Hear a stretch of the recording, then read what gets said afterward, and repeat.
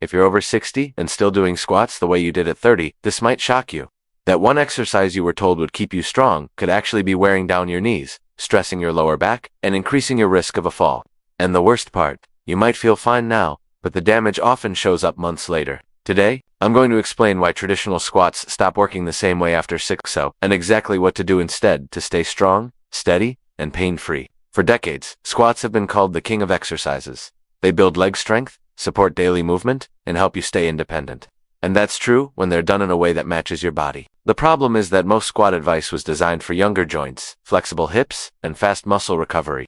After 60, your body plays by different rules, and ignoring those rules is where people get into trouble. Let's talk about what actually changes with age. First, cartilage in the knees naturally becomes thinner and less shock absorbent. That means deep knee bending, under body weight puts more pressure directly on the joint surfaces. Second, hip mobility often decreases. When the hips don't move well, the knees and lower back are forced to compensate. Third, balance reactions slow down. Even a small loss of balance at the bottom of a squat can turn into a sudden twist, and that's when injuries happen. Now here's the key point most people miss. Pain is not the first warning sign. Many adults over 60 can do regular squats for weeks or even months without pain, but inside the joint, irritation and microstress are building up. Eventually, that shows up as knee stiffness in the morning, aching when standing up from a chair, or a sharp twinge when going downstairs. People often blame aging, but in many cases, it's the way they're exercising. Traditional squats usually encourage going as low as possible, keeping the feet straight, and pushing through the knees. For a younger body, that can be fine. For an older body, it often shifts too much load onto the knees instead of the muscles that are meant to do the work, especially the glutes and the muscles around the hips. When those muscles don't fully engage, the knees take the hit. There's also the issue of speed. Many people squat too fast, dropping down and bouncing back up. That quick change of direction increases joint stress and reduces muscle control. After 60, muscles need more time under control, not more momentum. Momentum feels easier in the moment, but it's harder on your joints. So does this mean you should stop squatting altogether? Absolutely not. Squatting is still one of the most important movement patterns for daily life. Every time you sit down on a chair, stand up from the toilet, get out of a car, or pick something up, you're doing a version of a squat. The goal isn't to stop squatting. The goal is to stop squatting in a way that no longer serves your body. What you need instead is a joint-friendly squat pattern that prioritizes stability, muscle activation, and safety. A version that trains your legs and hips without forcing your knees into painful angles or compromising your balance. This is where many people feel immediate relief, not because the exercise is easier, but because it finally works with their body instead of against it. Think of exercise after 60 like upgrading software. The old program might still run, but it's slower, less efficient, and more likely to crash. When you update the movement, everything runs smoother. You feel stronger getting out of chairs. You feel more confident on stairs. And most importantly, you stop fearing that one wrong move will put you out for weeks. In the next part, I'll explain the most common squat mistake adults over 60 make without realizing it, and why even perfect form can still be wrong for aging joints. This one detail alone explains why so many people think squats are bad for their knees, when the real issue is how they're being done. Say continue when you're ready for part 2. The most common mistake adults over 60 make with squats isn't what most people think. It's not weak legs. It's not lack of effort. It's relying on knee bend instead of hip movement. This subtle difference changes everything, and once you understand it, squats stop feeling dangerous and start feeling supportive again. When most people squat, they think bend the knees and sit down. That cue immediately pushes the knees forward and loads the joint. In younger bodies with healthy cartilage and fast muscle response, that forward knee travel is often tolerated. But after 60, when cartilage is thinner and joint lubrication is reduced, that same movement increases pressure exactly where the knee is most vulnerable. Here's what should be happening instead. A healthy, joint-friendly squat begins at the hips, not the knees. Think of it like this. Your hips are the engine, your knees are the hinges. When the engine does the work, the hinges stay safe. When the hinges try to do the work, they wear out faster. The problem is that years of sitting shorten the hip flexor muscles and weaken the glutes. When the glutes are weak or asleep, the body looks for strength elsewhere, and the knees end up doing more than their share. This is why many people say, "I feel squats in my knees, not my legs." That sentence alone tells you the movement pattern is off. Another issue is depth.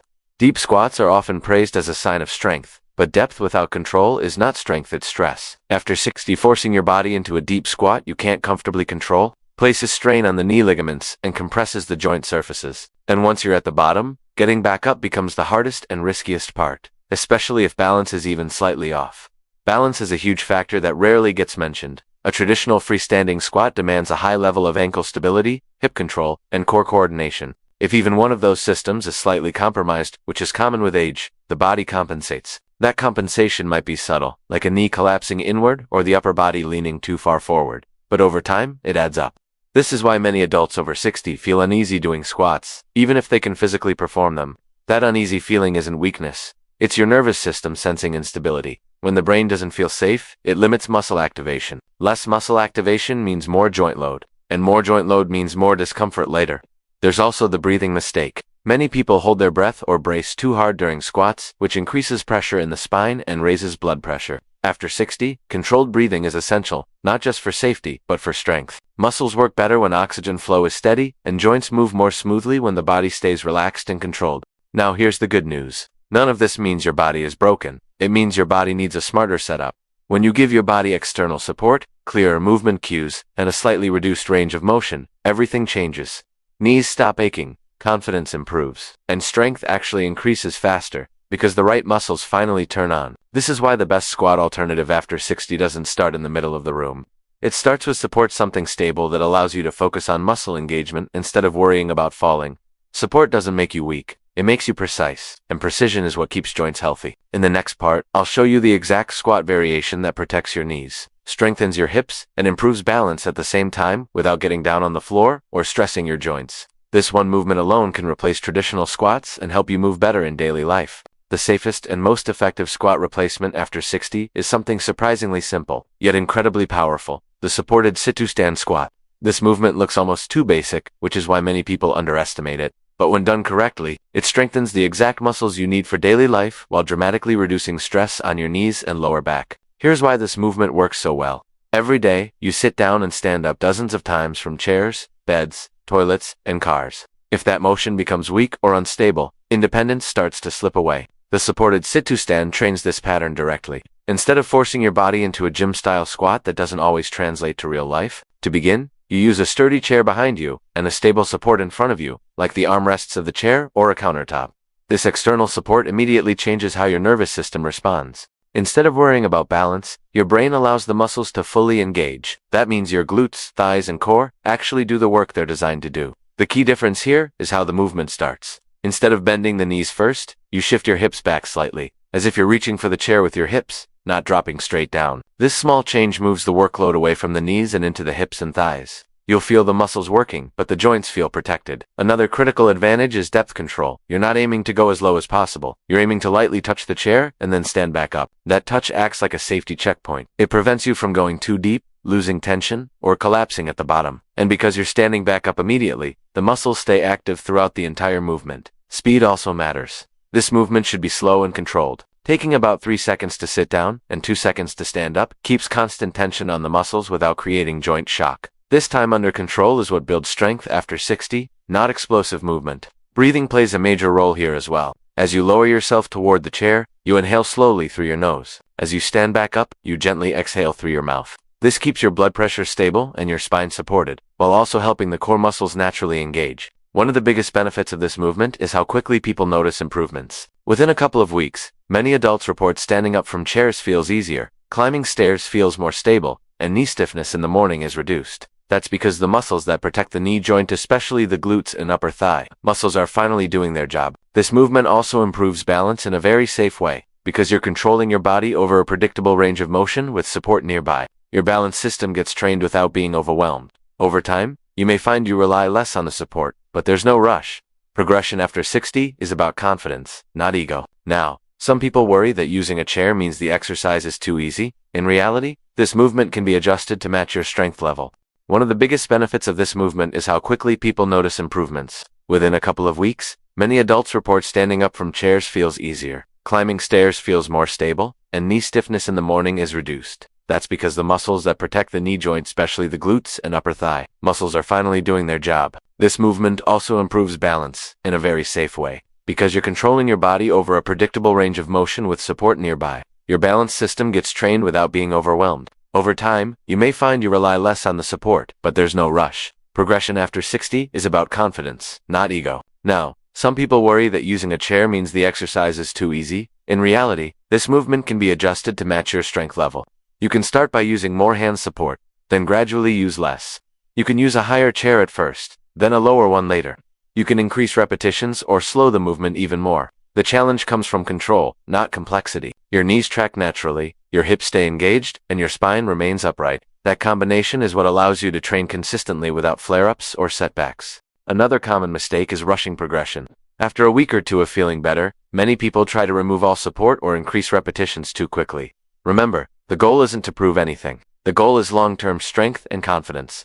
Staying with partial support longer than you think you need is not a setback at Smart Joint Insurance. Pay close attention to knee alignment. As you sit and stand, your knees should track naturally in line with your toes. If you notice them collapsing inward or drifting outward, slow down and reduce the range of motion. That's your body asking for more control, not more effort. There are also clear warning signs that tell you to stop and reset. Sharp pain in the knee, hip, or lower back during the movement is not acceptable. Mild muscle discomfort is fine, but joint pain is not. Feeling dizzy or short of breath means your breathing is off, or you're moving too fast. And feeling unstable even with support means the range is too deep for now. One of the most overlooked benefits of this exercise is how it improves confidence. Confidence is physical after 60, when your brain feels that you can control your body through a common daily movement. It relaxes protective tension. That reduced tension alone can decrease stiffness and improve how you walk, stand, and even sleep. It's also important to understand what not to combine with this exercise. Doing heavy leg machines, deep lunges, or high-impact movements on the same day can overload the knees.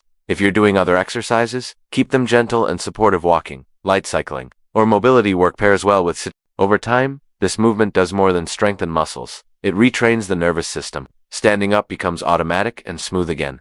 The hesitation many people feel before rising from a chair starts to fade. That hesitation is often the first sign of declining independence, and reversing it is one of the most powerful things you can do for your long-term health. In the final part, I'll explain how this simple change, stopping traditional squats and using this smarter alternative, can protect your joints for years to come, and how to know when your body is ready for more advanced variations. This is where everything comes together. When you stop doing traditional squats and switch to a smarter, supported approach after 60, something important happens that most people don't expect. It's not just your legs that change. Your entire relationship with movement starts to shift. Fear fades, trust returns. And that trust is what keeps people active, mobile, and independent well into later years. One of the biggest long-term benefits of the supported sit-to-stand is joint preservation. Knees don't get stronger by being abused. They get stronger when the muscles around them consistently absorb load the right way. By training the hips and thighs to do their share of the work, you reduce chronic knee stress that silently builds over time. This is how people avoid the slow progression from a little stiffness to "I can't get up without using my hands." There's also a powerful carryover effect into walking. When your glutes and upper legs get stronger through this movement, your stride becomes more stable. Each step feels more controlled, especially on uneven ground or stairs. Many adults notice they stop shuffling and start lifting their feet more confidently again. That alone significantly reduces fall risk. Over time, this movement does more than strengthen muscles. It retrains the nervous system. Standing up becomes automatic and smooth again. The hesitation many people feel before rising from a chair starts to fade. That hesitation is often the first sign of declining independence. And reversing it is one of the most powerful things you can do for your long-term health. In the final part, I'll explain how this simple change, stopping traditional squats and using this smarter alternative, can protect your joints for years to come, and how to know when your body is ready for more advanced variations. This is where everything comes together. When you stop doing traditional squats and switch to a smarter, supported approach after 60, something important happens that most people don't expect. It's not just your legs that change. Your entire relationship with movement starts to shift. Fear fades, trust returns.